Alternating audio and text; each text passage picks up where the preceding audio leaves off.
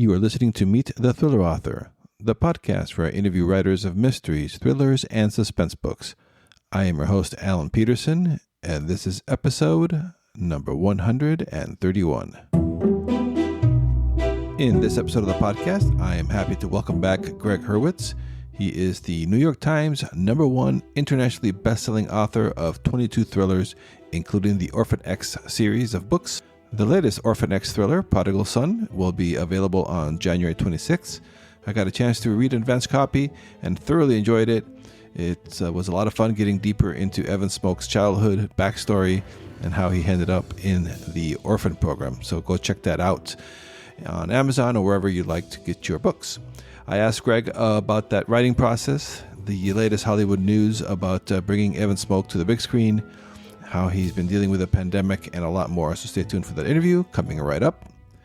First, though, please go visit thrillingreads.com/go, where you'll be able to rate and review this podcast on Apple Podcasts or wherever you listen to this podcast. I appreciate your help in feeding the Apple and Google algorithms that makes this podcast discoverable over on their platform for others. You can also sign up for my newsletter there to stay connected and to receive special discounts and great deals on thriller, mystery, and crime fiction ebooks. So check that out at thrillingreads.com/go. All right, here is my interview with Gregg Hurwitz. Hey, everybody, this is Alan with Meet the Thriller Author. And on the podcast today, I have Gregg Hurwitz, who is the New York Times #1 internationally best-selling author of more than 20 thrillers, including the ORPHAN X series, one of my favorite book series out there. The sixth book in that series, Prodigal Son, it will be released on January 26th. Welcome to the podcast, Gregg. Thank you for having me on. Oh, yeah. Thank you for being on here. Excited to talk to you. So the Nowhere Man, Evan Smoke, he's back, meets a mystery woman claiming to be his mother who gave him up as a newborn. Really excited with that storyline. Is that something you've been wanting to explore for a while? You know, it is. I always felt, it's funny, when I pitched the series to first sell it, I wrote the first book, ORPHAN X, on spec, which I hadn't done in like a decade. So I wrote it on my own because I wound up staying with my same editor, but I wanted to make sure that I really knew what the character was on my own. And one of the first things I said when I was talking about the life of the series is I said, someday there will be a book that the phone's going to ring, that 1-855 to nowhere encrypted phone line that people call in desperate need with nowhere else to turn, that he picks up to help them. And on the other end, a woman's going to say, Evan, it's your mother. And we're not going to know if it's really his mother. He was given up, as a newborn, put into a foster home. And then he was taken out of the foster home at the age of 12 and trained off the books in a black program to be a U.S. assassin. And so he never knew his mom. He never knew any of that. And so I always knew this was going to be a key story. And finally, 6 books in, I got to it. Cool. I was wondering about that. I was wondering if that's always kind of been, as you were writing this, you've been kind of chomping to get to this part. So that's cool to hear that. So can you tell us about the storyline and Prodigal Son? What's the story about? Well, so Evan, as some of your listeners will know, is, he was trained to be an assassin. He was trained by Jack Johns. He has the 10 commandments, the 10 assassins' commandments that he lives his life by. And at a certain point, his moral compass, which he was trained to keep intact, ran into a collision with the things that the government was asking him to do. So before I opened the whole series, he has left the program, which you're not allowed to do. He's too valuable an asset and he doesn't just know where all the bodies are buried. He buried most of them himself, right? So the government is in pursuit after him, and he's on kind of off the radar, and he lives among ordinary people. He lives off the Wilshire corridor in a penthouse, living among ordinary people. So he vacillates between these very extreme, kind of crazy thriller missions to his cover identity as a normal guy fitting in and having to attend HOA meetings. And I wanted to seat him in the real world where you and I live. But this time when the phone rings, it's not somebody in desperate need asking for his help. As we said, it's this woman who claims to be his mother. And as he goes to explore and see what happens, she sets him on a course that goes all the way back to his past. He has to go back through and burrow through all these sort of painful memories of his upbringing. And it takes him all the way back to memories of the foster home and through his childhood, through all this early stuff. And we can't tell initially, is it a ruse Are they doing this to draw him out? Is the story legitimate? And so on the one hand, well, it's the most personal Orphan X mission because it takes him back to these earliest memories, these early vulnerabilities, these parts of himself he left behind with some survivor's guilt, and he still views them as being dirty. On the other hand, the mission itself is escalating to sort of the highest levels of power. And so he's stuck in an intrigue that's pulling him in both directions at the same time, with greater and greater threat coming at the hands of greater and greater power. And at the same time, this personal internal threat that's needling in at all of his Achilles heels and vulnerabilities. Yeah, that's been so great about this series too. Is just from the first book on, is seeing him. You don't see a lot in I shouldn't, but like it's more unusual for in the thriller, the action-packed thrillers, is his growth, his personal growth, emotional, personal. Really like what's been going on with Mia Hall throughout the series. Is that something that?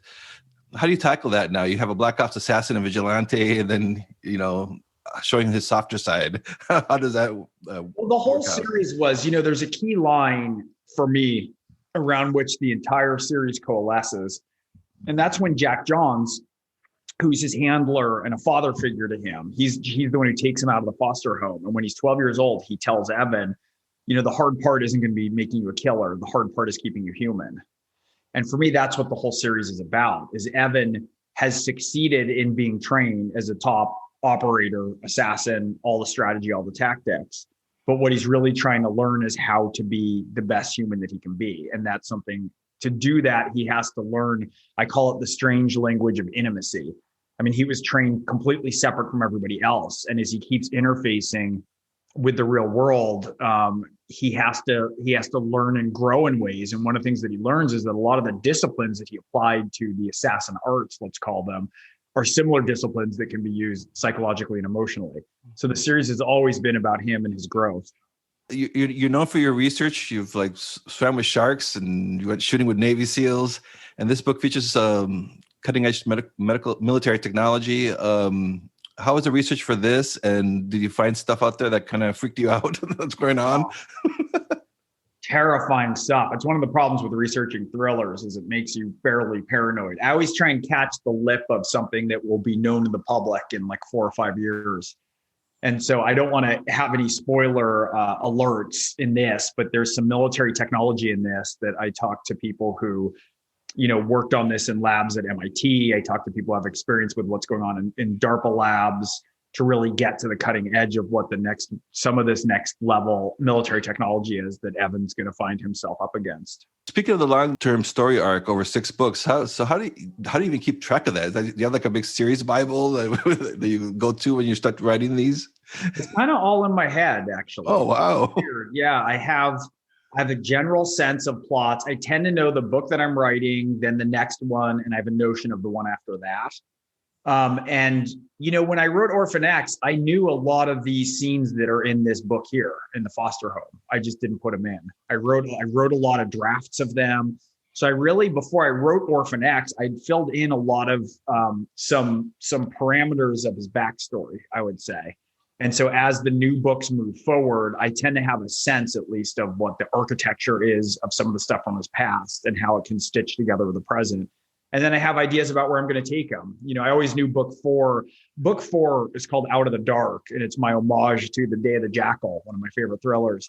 Mm. And, that's where Evan goes up against a highly corrupt president of the United States, who is responsible for having many of the orphans killed.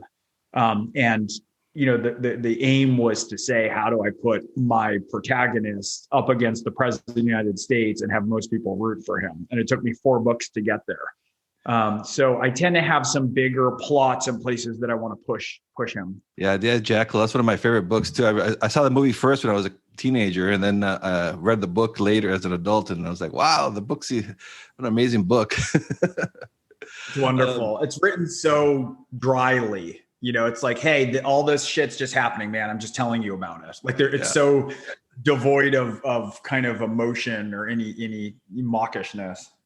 So were you a fan of the genre before you became a writer? Were you reading these books? Oh yeah, I grew up. I wasn't allowed to watch television growing up, And so I read, Hardy Boys, Alfred Hitchcock, and Three Investigators. And by fifth grade, I was on to Stephen King. I was obsessed with Stephen King. I liked horror a lot earlier. I read Jaws. I loved all the Peter Benchley books. I always just loved it. And then I was very taken with literature. I studied literature, was one of my majors as undergrad. But I always loved, Faulkner, or like I was drawn to The Great Gatsby, which, centers around, in a lot of regards, builds to a murder, right? A lot of the books, and Faulkner, I collect the Faulkner paperbacks from the 50s, and they look like dime store thrillers. It's like, from America's leading purveyor of lust, intrigue, and murder comes Sanctuary, right? And so even when I was studying literature, I was always drawn to, Crime and Punishment. I was drawn to the stories that dealt with crime and the ramifications, and looking at the world around us through a lens that has to do with, mystery elements, thriller elements of intrigue. Yeah, I think that's what makes those books so much fun. Even like you said, Jaws. I mean, it's kind of like a thriller. There, Jaws is like the assassin out there hunting them down, and they're trying to get him before they get to them. So that was lots of fun. I was also surprised that you've written a couple of thrillers for teens. How does that experience compare to writing for adults, and what goes on in a teen thriller? Well, it was so fun. I wrote two books. One's called The Reigns, and the second one is called Last Chance. And I wanted to write these like great old fashioned stories, like the ones that I read growing up, like, Kidnapped and Treasure Island, these sort of. And so in a weird way, they're sort of like, I think of them as The Walking Dead for teens. I mean, they have, the language and sex is tamped down, but the gruesomeness and violence is certainly present. And there are these thrillers, at the center of them is a, 16-year-old kid or 15-year-old kid. And it was really fun. The things I really focused on the most there was the pacing. I just wanted it to have to rip people through the story. And they were a blast, and I was quite honored that the first one won Young Adult Thriller of the Year. And they were both Scholastic picks. They were in a lot of schools. And so they took on a bit of a life of their own, which was really thrilling for me to have kids and hear from kids in schools and hear from adults. A lot of adults like young adult fiction. And I certainly wrote it with the pacing and the mechanism that it could feel like you could read it at any level. They were a blast. I had a great time. Yeah, you mentioned the teen. I really enjoyed the Joey character in your books now. Is that something that kind of you came from your teen thrillers, that you had the idea of putting a character like that into the ORPHAN X series? No, Joey came all on her own, man. I was writing Hellbent. And so Joey is a washout from the orphan program. She's a world-class hacker. Her name is Josephine Morales. And she's like this very unlikely foil to Evan, right? Evan is like locked on, and, he's got OCD. Everything is neat. Everything's precise. Everything's operational. And she's this teenage girl with big emotions, big feelings. She's an absolutely brilliant hacker. I mean, her hacking skills can put him to shame, and she can undercut him. And in Hellbent, which is the third ORPHAN X book, he gets stuck with her when all he wants to do is pursue this mission. And he gets kind of saddled with this then 15-year-old, 16-year-old hacker who he has to kind of keep in his care and save and protect. And I was supposed to kill her at the end of that book. And if you've read Hellbent, right the scene where it was supposed to happen. And I got there and I just couldn't do it. I got so attached to her. I love so much who she is, the energy she brings to the books. I love what she brings out and elicits in Evan. And I just couldn't do it. And it's the best decision I've ever made, because she's an ongoing part of the series. I just released a short story featuring her called The List that came out earlier this year, or earlier last year, I guess. And so she's just been a very vibrant part of the ORPHAN X universe. What's your writing process like? Do you outline these? I mean, obviously things change, so you must not do too much of an outline. I have what I kind of call a rolling outline. It's living and breathing the whole time I'm writing the book. So I never lock it in all the way, but I have this big document that's amorphous. And as I write and discover new things, I change things in the outline. I pull things from the outline over. It's always growing. And I think of the outline as like a big mass of, it's called 30 pages of bullet points, roughly shaped into categories. And it's like this big mess of clay. And as I go forward, I keep kind of shaping it as I learn what the story is. And I go back and forth. I toggle between the two documents.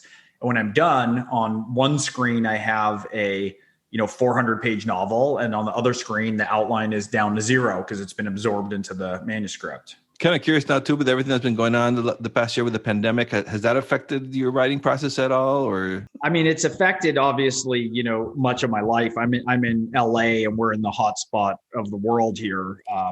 Which has been trying, but in a way it's the pandemic that's made for novelists. I got plenty of bourbon. I have my laptop and, aside from my social life, not much has changed from my working life. It's slowed down some production and other things on the film and TV side. But, the novel writing has progressed. I've been pretty fortunate. Yeah, I was saw that you're also involved pretty big with the movies and television. How is that your approach to writing a screenplay or a teleplay compared to like writing a novel? Is it like a whole different beast, or is it like the same bare bones? It's a different muscle, but it definitely helps if you're in writing shape, because a script it's not a final product the way a novel is, right? It's an invitation to collaborate. It's a recipe. And so what you're doing is you're putting something forth in a way that's open, that you hope you bring in a director and other talent who will take it and make it better.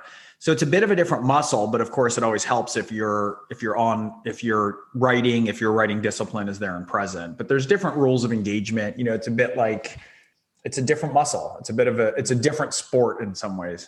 And any updates on, I know ORPHAN X has been optioned forever. And is it any updates on that front? Well, I'm shaping it now for TV series for streaming, and I'm actually working on that right now. So we'll see how that goes. Stay tuned. Cool. Yeah. Excited. What's a writing day look like for you then? When you're writing a book, do you like have word count goals that you're trying to meet, or how does a writing day look for you? For me, it's a lot about time in a place. It's just about being in my office for a set amount of time. And so I don't have a word count because sometimes I'll be writing and I'll realize there's a problem and I have to write backwards, right? And I have to go fix it. So, and some days there'll be a lot of research. So I used to have more of a rigid writing count.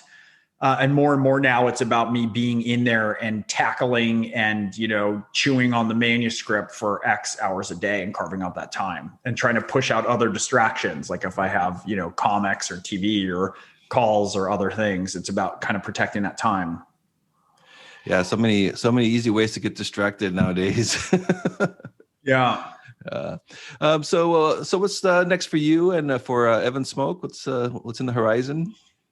Well, for those of you who have read Prodigal Son or who are soon to read it, you can see I end on quite an explosive note. And so, I have to figure out what's coming next. And it's not predictable in any way that is predictable upon my ending an ORPHAN X book, because the ending of this, I close out the plot, we get the answers that we want. And then I kind of pull at a thread and a whole bunch of things come loose again.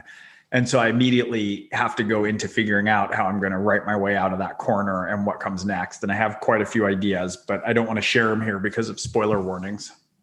Cool, man. Looking forward to that.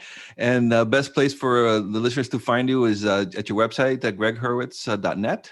Yeah, gregghurwitz.net. You can sign up for my newsletter. I'm on Facebook. I'm on Twitter. I'm on Instagram. So you can find me any which way to get updates, about what I'm working on and what's coming out when. All right, cool. And our Prodigal Son will be out on the 26th. By the time you listen to this, it'll probably be out by then, but it's pre-order now anyway. So even if it's not out yet, go get it. Excellent. All right, Gregg, thank you so much for being on the podcast. I really enjoyed talking with you. My pleasure. Nice to talk with you. Thank you for listening to Meet the Thriller Author. For show notes, resource links, and to access the archive of past author interviews, please visit thrillerauthors.com. From that website at thrillerauthors.com, you can also join the Thrilling Reads newsletter to receive amazing deals on best-selling thriller, mystery, and crime fiction ebooks. If you have a moment, please rate and review this podcast wherever it is that you're listening to this right now. I truly appreciate your help in helping me get the word out about this podcast. And finally, visit my author website at alanpeterson.com to check out my own thriller books. Until next time, keep reading and stay safe out there.